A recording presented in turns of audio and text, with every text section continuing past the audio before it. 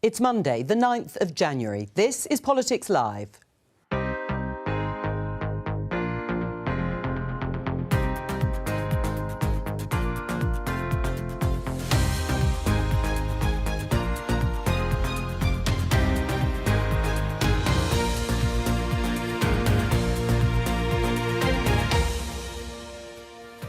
Joining me today, Conservative MP and former Cabinet Minister Robert Buckland, Labour MP and Shadow Justice Secretary Steve Reed, New Statesman Associate Editor Rachel Cunliffe and former Conservative advisor Salma Shah.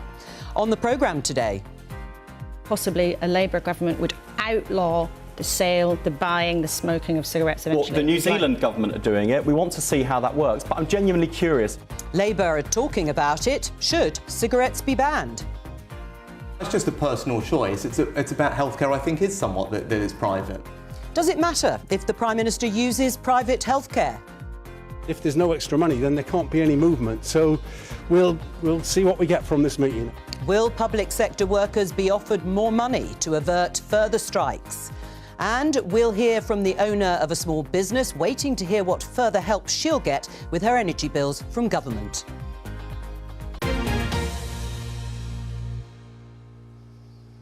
And Happy New Year, belatedly, on the first Politics Live of 2023. Welcome to you all. To start the programme, you heard the Shadow Health Secretary, Wes Streeting, talking about banning smoking, or at least banning the sale of cigarettes. A good idea, Robert? Well, I think if we focus upon the need to make sure that young people don't take up the habit, and I know in other countries they are now phasing out the sale what New Zealand and is doing. moving it up the age range so you can't buy it before 21. Well, that is an interesting proposal. I do think ultimately, though, with a decreasing number of people, thankfully, smoking and resorting to smoking, we are now relying on personal choice and public information and the health education I think we all are extremely aware of. I wouldn't say it's not an idea for the UK, but I think it's one that we should really be focused on children and young people and making sure they don't take up what could be a lifelong habit, which is, of course, life-limiting. a good idea? I presume you think it is, from your colleague. No, I mean, I largely agree with what Robert just said. I mean, what Wes didn't say we're going to ban smoking. What he said is we'll look at what's happening in New Zealand and see what we can learn from that. But de facto it would, wouldn't it? By a certain date there... Well, the government's got a target already to stop smoking by 2030, but it looks very unlikely they're going to meet that. And when Therese Coffey was the health secretary, she cancelled a number of the smoking cessation programmes that help people to make better choices. So, you know, I think there is a role for government in helping people, giving them information. Smoking is still the single biggest cause of cancer in our country, and that is obviously terrible for people individually, but it's also a huge drain on the National Health Service. Should people ultimately be banned from buying cigarettes? No.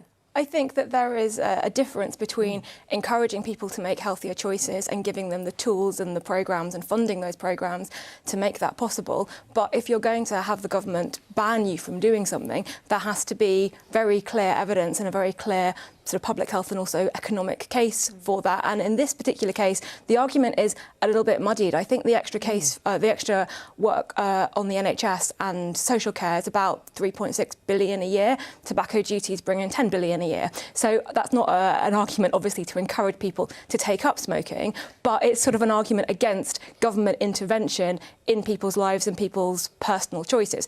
Banning cigarettes in public places where people can't avoid second-hand smoke, very strong moral case for doing yes. that. Banning people, and it's happened. Banning people from, you know, what they choose to do with their own body, very different case. That's interesting. I mean, it's true there are fewer people dying from smoke-related illnesses than there used to be, but as you said, it's still a significant cause of diseases like cancer, and there are still 74,600 deaths attributable to smoking, according to the NHS in 2020. Ban it or not?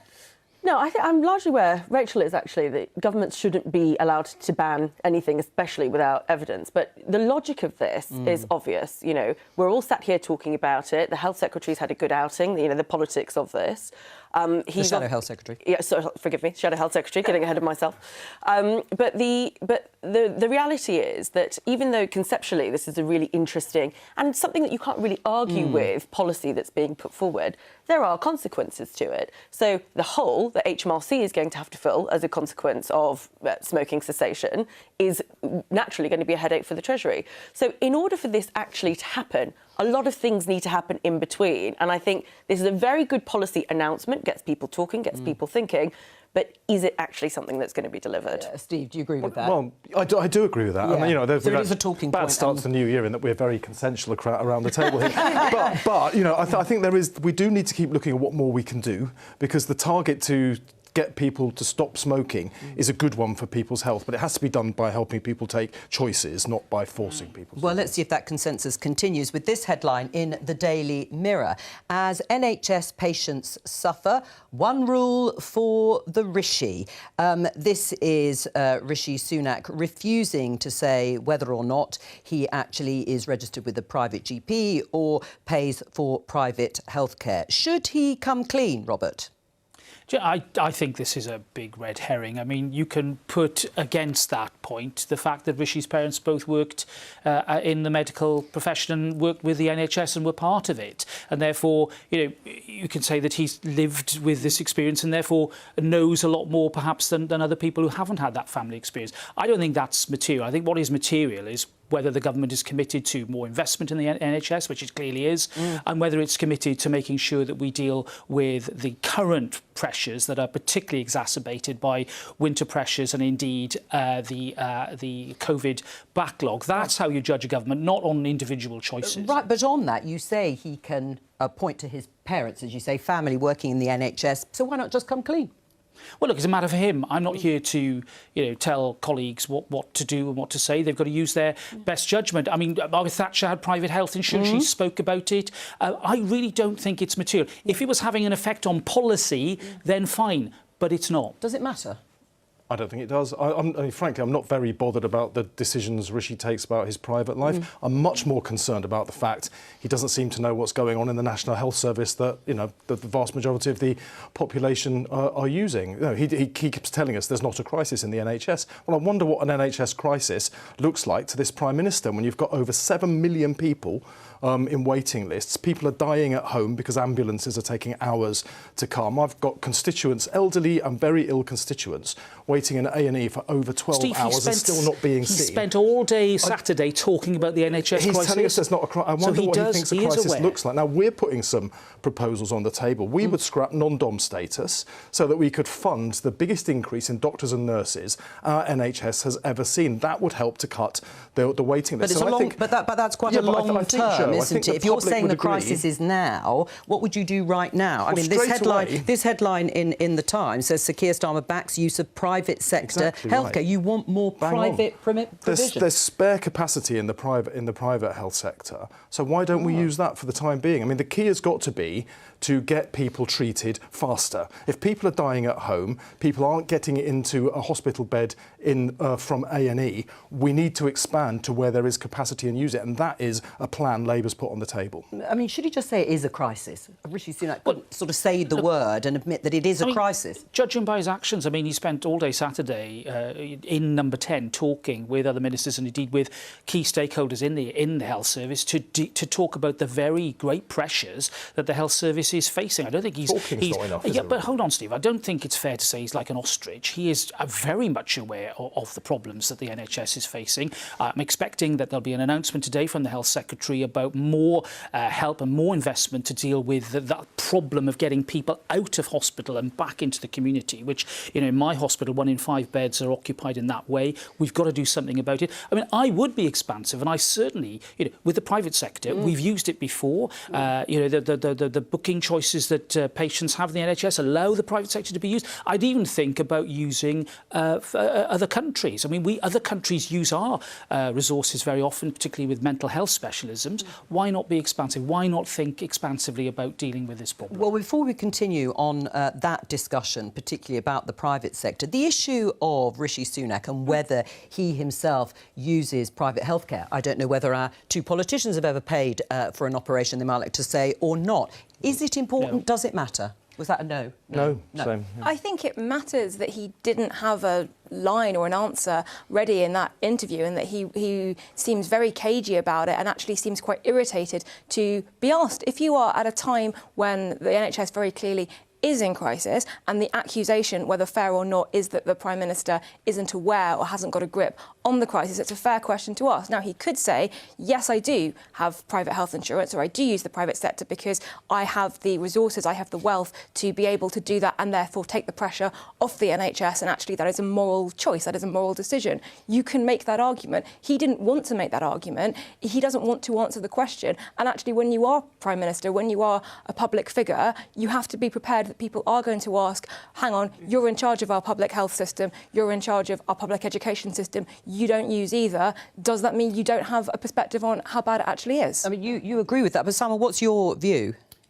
I think it's a private matter, and I think I think public figures should be allowed to have some element of privacy over what they do. I don't dispute the argument that actually, you know, when you think about his responsibilities and what he needs to consider, having some sort of perspective on how he looks at those things, you know, might be a factor. But is that really our business about the way that he conducts his own health and his own private life? I don't think that's right. And I would just say that if you get it down this argument that you need to have a perspective and a lived experience of something, then it really sort of limits what anybody can do and the decisions that anybody can make on things. I think we should be honest about our own experience of using public services so that the public can then judge what we say about them. But I do agree that the issue here isn't whether or not Rishi Sunak uses Steve, the private health care. What that does is conflate. It's whether he understands there's a problem with the NHS. But that conflates the idea that understanding a problem with the NHS means that you have to have had terrible experiences of it. No, it doesn't. I It's use just the being open NHS. about your background. I've got great experience of using the NHS. So to me, I wouldn't necessarily use the word crisis in my own experience. However, if I took a step back from this and understood what people are saying, what nurses are saying in terms of their strike action, what the numbers look like, I would say actually the NHS is going through a really difficult time. I'm open about saying I've never used private healthcare, and that doesn't stop me coming on this show and saying that we should use spare capacity in the private sector to alleviate the pressure on the NHS. But that works the other way.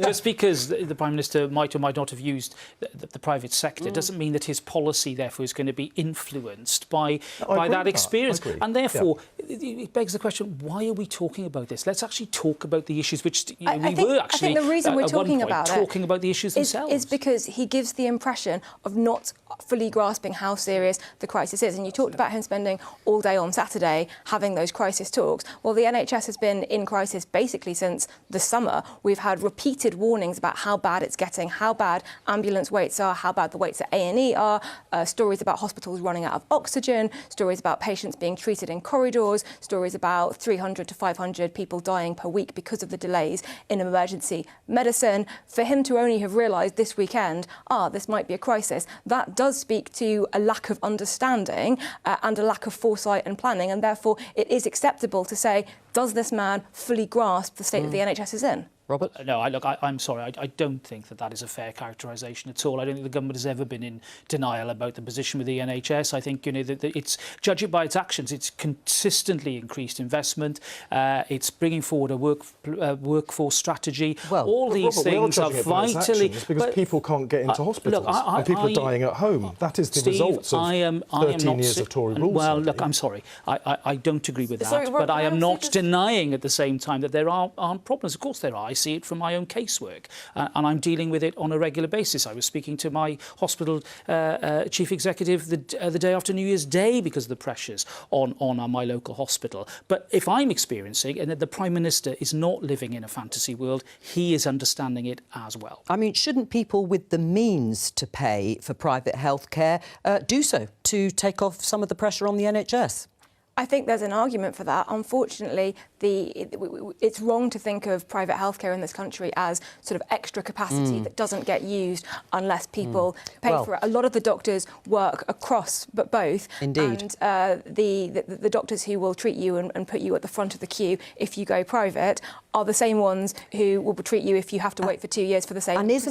Isn't that the issue? I mean, isn't Rachel right? We're talking about the same, broadly, the same people, the same doctors, the same nurses being stretched across both private and the NHS. I think there's an important point underneath this, which is that we never want to go anywhere near a two-tier health service in this country, where if you're wealthy, you get a better standard of care than if you're not wealthy. We have a national health service that is free at the point of use for everybody, and that is a guiding principle of our national health service. It's why Labour's plan isn't to say the rich, the wealthy must pay to go private. It's that the state will pay to use spare capacity in the private sector and open it to everybody, because the health service, it's so fundamental, must always remain free at the point of use for everybody, or we break the NHS. But clearly, increasing numbers of people have felt it is worth putting their hands in their own pockets to pay for private healthcare. I mean, Robert, big increase in the number of people taking out private healthcare insurance. Almost 500,000 additional people have taken out policies in the last year. Should they be discouraged from doing so? Well, I don't think they should be discouraged, but, you know, I want to,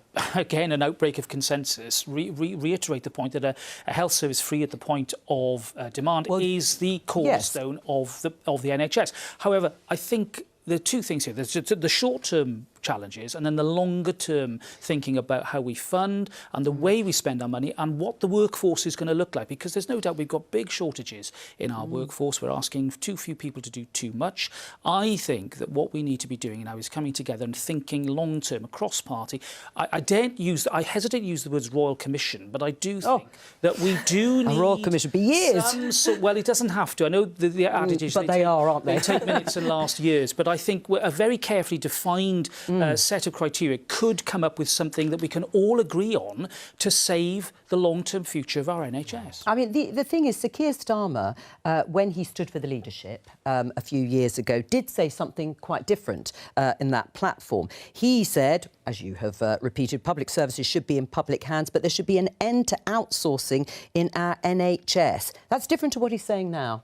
Well, right now we're in a crisis because after 13 years of serial underfunding of our National Health Service, it's a breaking point. It's on its knees. I think 7,000 doctors last year applied for permits to work abroad. We're hemorrhaging staff because of the state of the National Health Service. Right now there's a crisis. I wish Rishi Sunak would stand up and recognise that fact, because this is why these other issues about his use of private healthcare keep arising. Does he recognise that a crisis is a crisis or not? You know, it's almost like a repeat of the James Callaghan crisis, what crisis situation, but relating to the National Health Service. And then he needs to take the actions that Labour's putting forward, use the spare capacity in the private sector now to get those backlogs down, and then let's scrap non-dom status, let's use the billions that would raise to fund and increase the numbers of nurses and doctors, and let's get those waiting lists down permanently and start treating patients. Is it a problem, inconsistency, one might say, of Sir Keir Starmer's pronouncements on this issue? I mean, he did say end outsourcing in our NHS. Steve is saying you've got to be phlegmatic and practical about these things. I think the crisis that we're facing at the moment is so dire that any solutions should be on the table, and I think that should be true for the government and for Labour. I think we do need a much longer-term conversation about the future of the NHS and the fact that so many of its problems are actually not healthcare problems, they're social care problems, they're problems in the cuts to community funding in all manner of areas that are coming through into frontline NHS services because of a decade of underfunding. That is a long-term conversation to have. At the moment, I feel like if the answer is we could spend this money, cut the backlog, get people discharged from hospital beds into sort of private social care places and just get through this winter, it would be quite ludicrous to not consider those options. I don't think we should let ideology get in the way of pragmatism, but then that longer conversation actually does need to happen, and I don't think any of the political parties currently are bold enough to do that. I mean, it's £200 million, the extra that's been announced to try and help care homes provide extra beds to discharge more patients from hospital. I mean, that is a sticking plaster, as Labour has called it. I think there is a difficulty in terms of trying to deal with, you know, the pressures that are on the NHS at the moment, and hoping that, you know, some money is going to get us through at this point in time. I agree with Rachel that actually we do need to take a step back and have a look at the whole of system approach, because one of the things that's missing from this argument this morning is that we've had a pandemic in the middle of this that has created an enormous amount of pressure and actually But the arguments are that a lot of these problems, have exposed... The pandemic has exposed some of the structural issues. Now, we also have to remember here that ministers actually are not in charge of the day-to-day running of the health service. That is done with organisations like NHS England and in various other groups and in trusts. So actually, we need to get serious about the fact that espousing policy from Westminster is not actually going to get to the crux of how these things are run and how they can be changed. And it's a much more technocratic argument than we are allowing Oh, I think that's a credit for. cop-out. I have to say that's No, a no, cop-out. no, it's not a because cop-out. it's ministers Policy is decide correct. the level of funding, Yes, they ministers decide decide the the level general of funding. approach. But it And there's doesn't- not been a push towards But it prevention, which there doesn't- should have been over the last But it decade. doesn't necessarily translate into what you're seeing at the moment and what you listed in terms of ambulances not meeting times with having people on trolleys in hospitals. That is actually an operational function. Now, I'm not for 1 minute saying that there aren't policy decisions that need to be made here, but let's be clear about what crisis we're dealing with at what point in the chain. Yes, and All right, remember fine. that the health service, you know, we've obsessed about hospitals and buildings. We're running a national illness service, not a national health service, and we've got to look more seriously at early intervention, health and well-being, preventing these conditions from escalating in the And first then maybe place. people And say that's you should have why- done that over the last 12 years. that- But anyway, I think we're on our way to integrated healthcare already. The government's moving in that direction. All right. There is a consensus here. We just need to be honest about it and have some of the technocratic conversations that Salma rightly identified. all right, well, let's talk about strikes because they are ongoing. Talks between government ministers and unions to avert further strikes are happening today with various sectors. The Prime Minister was asked about whether this year's pay settlement, and this year I mean 22 to 23, would be on the table in any discussions. This is what he said to Laura Kunsberg yesterday. The first thing we need to do is start talking properly, and that's why Monday is really important. And we want to have these conversations. We want them to be honest. We want them to be... But for clarity, will you talk about this year's pay deal on Monday with the unions? So the most important thing is to be talking. About this year's it pay? wouldn't be right. It wouldn't be right for me to sit here and start having negotiations in public with you or anyone else. No, but forgive me, we have to be really clear about this because up until now, government ministers have said that they will not discuss pay for this year. That's what people have been saying. Are you today saying something different? Are you saying, yes, let's talk about pay for this year? The government has always been clear that it's happy to talk about pay that is responsible, that's affordable for the country. That's always been clear. But we have to look now. We're about to start a new pay settlement round for this year. Right, we're about to start that independent process, and before that process starts, the government is keen to sit down with the unions and talk about pay and make sure that they understand where we're coming from. That's why we've published very transparently all the evidence we have on what's affordable. But I'm just a bit confused about this because I just want to be really, really clear. As a yes or no question, a yes or no answer, if you can, will you talk to nurses about increasing pay this year? Yes or no? We are about to start that process. But that's about next year. No, that's literally about the year that we're about to start. Yes, Rishi Sunak talking to Laura Kunsberg about the negotiations. Well, funnily enough, on that same programme, the Royal College of Nursing General Secretary Pat Cullen seemed to think there was a chink of light in what Rishi Sunak was saying. Do you agree with her? Well, yes, I do. I mean, I was watching that conversation carefully. And were you confused? Well, there's a difference between the financial year and the calendar year. Right, so was he being deliberately disingenuous, the Prime Minister? I don't know. That may well have been where they were. I mean, I've said, I've gone on the record and said that I think we need to find a middle way now. I think that nurses are under huge pressure. I think that finding some bespoke solution without trying to upend the entire independent pay review body mechanism, which I think is a job that won't solve the problem now. Some bespoke solution, I think, would be sensible. Right. So and that's what I hope will Do you think emerge as a nurses should result of the be a talk. special case? I do.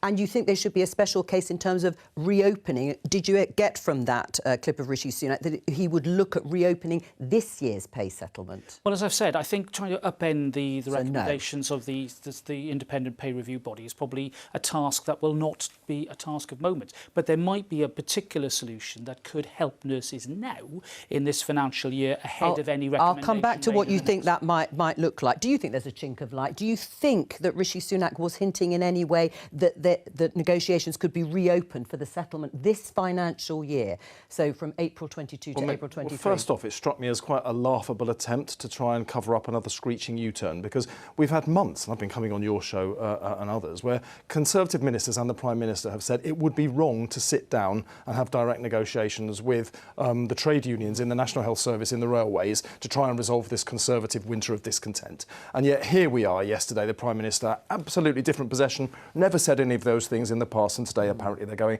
to meet. Well, we need to see whether those are genuine discussions, whether there's a real negotiation, or whether ministers are going to sit there with their arms folded and sucking their teeth. But, you know, if there is a chink, if they're going to sit down and do the things Labour's been saying all this time, then there is a chink of light. But there needs to be proposals on the table.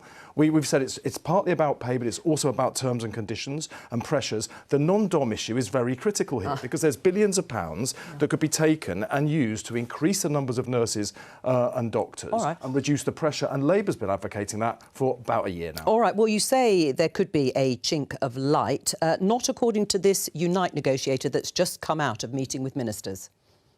How did it go? Not well. Unfortunately, the government have missed yet another opportunity to put this right. We came here in good faith.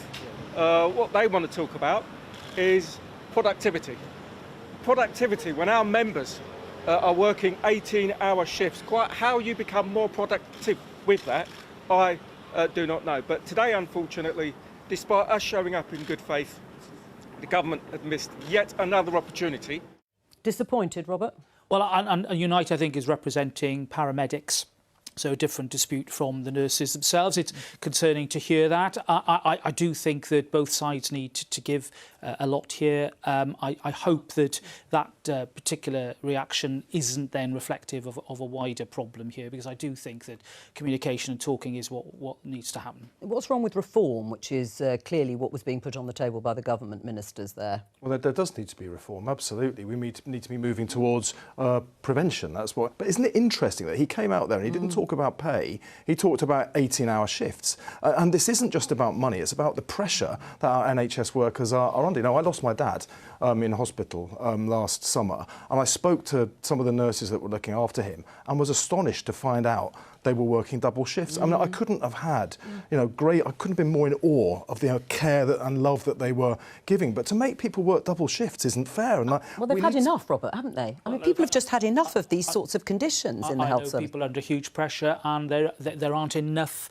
in the workforce to cover everything that needs to be done, and that pressure is being felt as well, which is why I think the government is right to acknowledge this and to start talking. Right, what do you think? Is there any optimism about strikes being averted? Both of you listening to what you just heard there from the Unite negotiator, and the way that Pat Cullen from the RCN interpreted Rishi Sunak's comments. Well, I was quite heartened by the suggestion that maybe the compromise would be a one-off payment for this financial year, and the reason I found that sort of heartening was because both sides are treating this as though it's sort of a game of chicken, and whoever's toughest and whoever holds out the most wins. And if you can do anything to have some kind of compromise so they can both save face and say, we didn't give in on everything, but here's a solution, then that's obviously a constructive way forward. My worry is that government's attitude to this has been to talk very, very tough and to say, we're going to solve it all with legislation that will ban industrial action. That's our solution to stop these strikes going ahead. Well, you can stop strikes from going ahead. You can't force people to work in the health service if the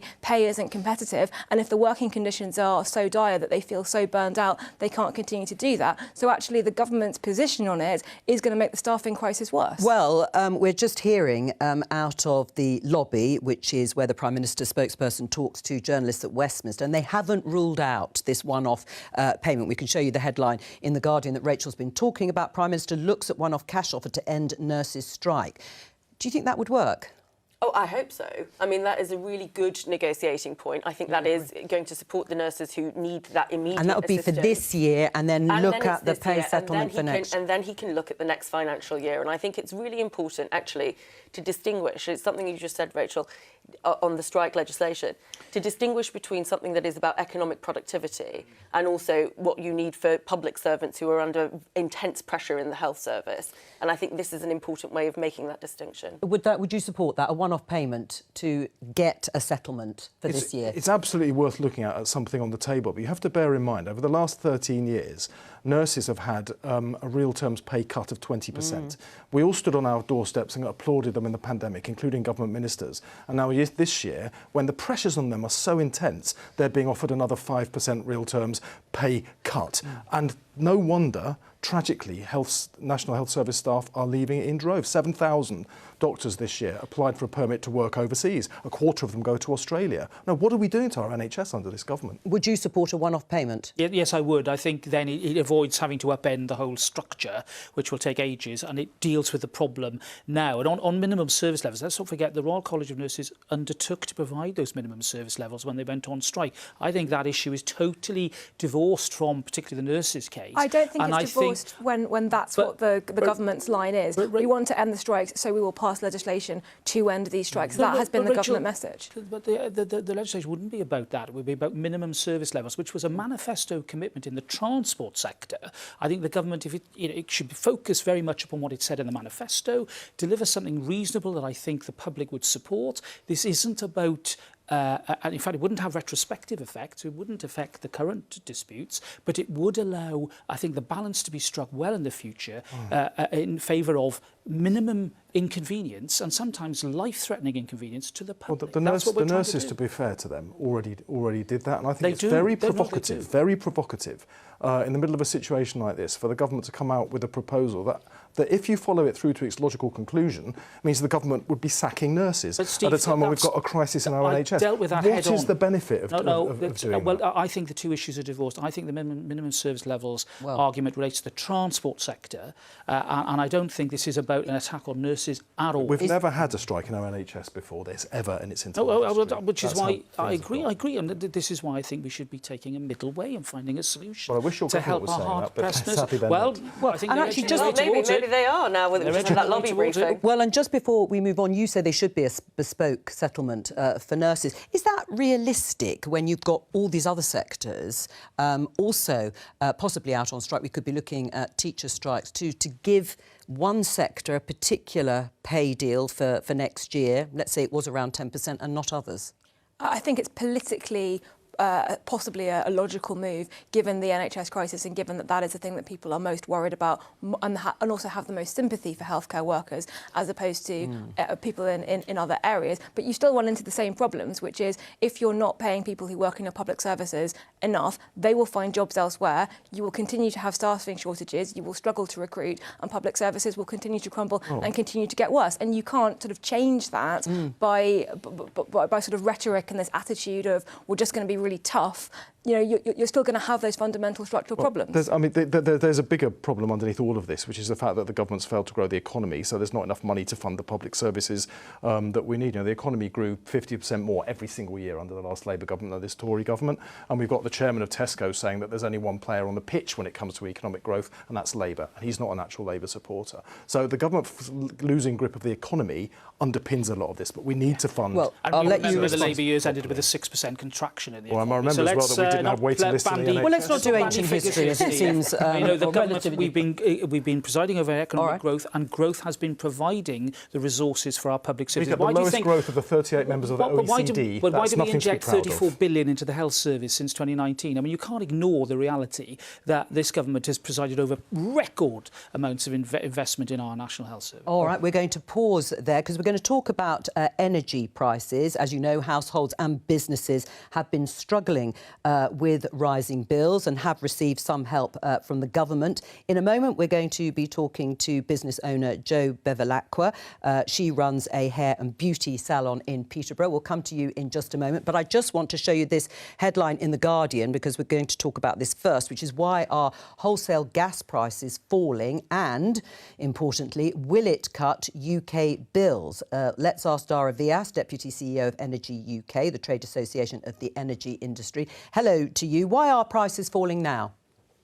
Afternoon. So it's a good question, and it's a completely legitimate question to be asking. I think the first thing to note is that energy is still actually quite expensive. It's definitely not, we've not returned to the prices we were seeing 18 months ago. And although wholesale gas prices are now below what they were before Russia invaded Ukraine, they're still historically high. Now, the reason we don't see that go straight through to bills is because actually suppliers buy in advance, and you want and expect them to, so that you have certainty in pricing. And so that's called hedging. So when you're buying in advance, they'll have bought at prices from 3 to 6 months ago. So there is a lag, there is a time lag to when prices will change for retail customers. They don't change overnight. So when wholesale energy prices did start to rise back in August, September 2021, there was a lag before it fed through to consumer bills in sort of 21, 22, where customers were paying significantly less than the spot price. So it does work both ways. Right. So can we expect prices to come down in the near future? Could you give us a sort of ballpark, not overnight, but maybe in the next few months? So I think, I think this is potentially good news, but we do need to see a sustained fall. And whilst analysts are predicting lower prices, they've also said it is too soon to predict what will happen to bills going forward. There is a lot of uncertainty, and that's because, we are still going through, Russia's still invading Ukraine. We've also seen the end of zero COVID in China, and that's going to change it's going to change economic activity and gas prices. Dara, just stay with us. Joe, listening to that, how does that make you feel? Dara's saying that actually we've got to see sustained falls, however long that may have to actually carry on for, before it would be fed into our bills. Yeah, I think as a small business owner, it's the lack of uncertainty that we've been facing for the last kind of nearly 3 years now, with everything that's been hit at us. And I know every single other business owner, as well as myself, is exhausted from every obstacle that we're trying to face with very little control. For myself, looking at our contract is at the end of April, so does that leave us in good stead? Maybe, from what's been said today, but who knows? It all just seems a bit of a gamble. We're looking at increasing our prices anyway due to kind of the national living wage going up and all the other bills that we've had going up. And it's, do we try and commit to something now at the prices that they are now, or do we kind of hold our nerve and wait until nearer to April to then commit to a new contract? It's just all the uncertainty is very difficult for us, because looking at, I'm lucky enough to have a broker that's been looking at the markets for us. And just this morning, with the quotes that he's giving us, if we were to sign up today at today's prices, even though they have fallen over the weekend, our gas is still looking 4 times more expensive than what we're paying at the moment. And our electricity is 3 times the amount. I mean, Dara, can you offer any advice to Jo about what she should do at this point? I mean, I think that on the business side of things, there is the energy bill relief scheme that the government's put in, and we are actually expecting an announcement from government, possibly today, but certainly this week, on the future of that relief scheme post-spring. I completely understand it's a business-to-business transaction when energy suppliers are supplying businesses and small businesses, and so therefore, working through a broker is definitely an option. Lots of people do take up. Prices are higher than they were before, and I completely see her point of view. It is very different to the domestic household market, where we've got the price cap, which makes it slightly easier to support customers, I think. Right, and actually, Jo, perhaps you could tell our viewers, what help have you had from the government, if any? None, it looks like. We signed our contract 3 years ago. And what I've been told by the broker is that the help was only for contracts that were agreed in 2022. So we've actually not any help whatsoever. And have you managed to hold on to all your staff? Not all, no. It's really difficult industry. We've lost, from the first pandemic, from the first lockdown, we lost a majority. After each and every lockdown, we lost more and more staff. Yes. For the uncertainty, we try and pay our staff over and above what maybe other hair salons are able to pay theirs. But our whole industry is in a bit of a mess. Yes. Quite a big salon, so we pay VAT. There's only 35% of salons that actually have an employee-based business. Well, Joe, I've got a Conservative MP, former minister, here in the studio. I mean, Joe's had no help at all with the business. Does that surprise you? Well, I think the scheme was designed to help particular firms that had gone into contracts at a time when rises were, quite dramatic. And I think, it's an unfortunate reality for Joe and other businesses like hers that she's about to renew her contract at a time of much higher prices, and therefore I think it's really incumbent on the government when they come out with their announcement about the future of the scheme after March to address the high need, high energy use businesses like Joe's and those businesses like Joe's that are having to enter into new dramatically higher contracts. And also with businesses, very often they have to pay big upfront costs on these contracts. So the way it's structured, I think, is a real problem for a lot of businesses. And I think Ofgem need to step up far more aggressively and deal with some of these problems that businesses are facing now. Right, the cliff edge, as we know, it's coming at the beginning of April, end of March, and it's been delayed or postponed, the government announcement about which sectors, which industries would continue to get some sort of help, taking it that Joe's hasn't had any for the reasons that she's explained. What would Labour do on April the 1st for businesses? Continue the scheme that is in place or not? Well, I mean, first off, the continuing delays are really damaging to small... I've been speaking to small businesses like the one we've been hearing from. But what would you do? I mean, we know that. I mean, I've said that there's been a delay. It's coming this week. But what would you do come April if Labour was in power in terms of energy-intensive industries or business in general? Well, in terms of energy-intensive business, Labour's already announced a £1 billion contingency fund that was properly funded and accounted for to help those businesses that are struggling the most. Right. But there's more support that we should be giving to particularly high street businesses that are really struggling. And we've for a long time now been proposing scrapping business rates and replacing it with an online digital sales tax so that the online giants pay their fair share. That would reduce the cost to an average small business by £5,000 a year, which I imagine at a time of such uncertainty would be very welcome, but might even save some of those small businesses from going under. Joe, what do you make of what you've heard from both politicians, Conservative and Labour?